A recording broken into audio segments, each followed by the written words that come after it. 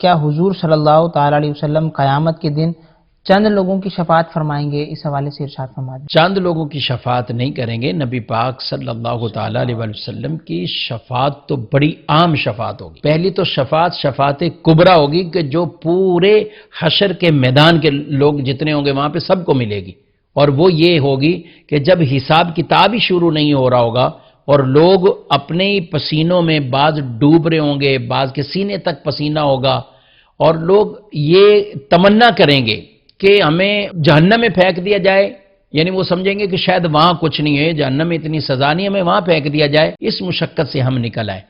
لیکن بہرحال یہ پورے حشر کے میدان والے لوگ یہ کن کے پاس جائیں گے؟ یہ رسول اللہ صلی اللہ تعالی علیہ وسلم کی بارگاہ میں جائیں گے، اور حضور صلی اللہ علیہ وسلم یہ سب کی شفاعت کریں گے کہ آپ صلی اللہ علیہ وسلم کی شفاعت سے حساب کتاب شروع ہو جائے گا۔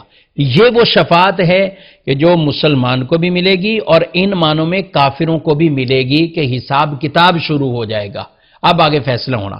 اس کے بعد بھی رسول اللہ صلی اللہ علیہ وسلم جو شفاعتیں فرمائیں گے، آپ نے فرمایا کبیرہ گناہ والوں کے لیے، کبائر والوں کے لیے میری شفاعت ہے۔ آپ صلی اللہ علیہ وسلم نے تو کتنے دوسروں کو یہ شفاعتیں عطا فرما دیں۔ نابالغ بچہ، اس کے لیے خوشخبری دے دی، چھوٹا بچہ فوت ہو گیا، ماں باپ کے لیے شفاعت کرے گا، حافظ قرآن تو 10 لوگوں کے لیے شفاعت کرے گا، شہید وہ اتنے لوگوں کی شفاعت کرے گا، حج مبرور کرنے والا سینکڑوں لوگوں کی وہ شفاعت کرے گا۔ یہ تو ان کے لیے شفاعتیں بیان کی۔ وہ علماء دین جنہیں روک لیا جائے گا اور کہا جائے گا کہ تم یہاں ٹھہرو، جس کی تم شفاعت کرو گے ان کو اپنے ساتھ جنت میں لے کے جاؤ، یہ تو ان کے لیے شفاعت ہے۔ اولیاء صالحین شفاعتیں کریں گے۔ رسول اللہ صلی اللہ علیہ وسلم کی شفاعت سبحان اللہ وہ بہت عام شفاعت ہے۔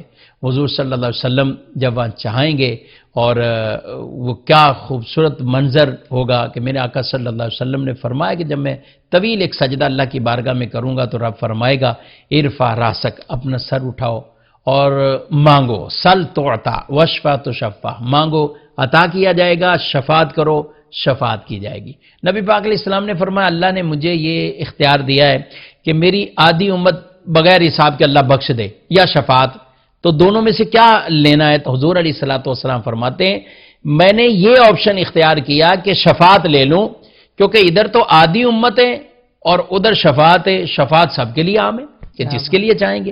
تو نبی پاک صلی اللہ علیہ وسلم کی شفاعت کوئی چند لوگوں کے لیے نہیں ہے، چند لوگوں کی شفاعت تو یہ اتنے عام آدمی کریں گے، حاجی صاحبان شفاعت کریں گے، علماء کریں گے، شہداء کریں گے، اور حافظ قرآن کریں گے، اور ان کو سب کو شفاعت کہاں سے ملی؟ ان کے صدقے ملی، تو جن کے صدقے ملی وہ کتنوں کی شفاعتیں کریں گے۔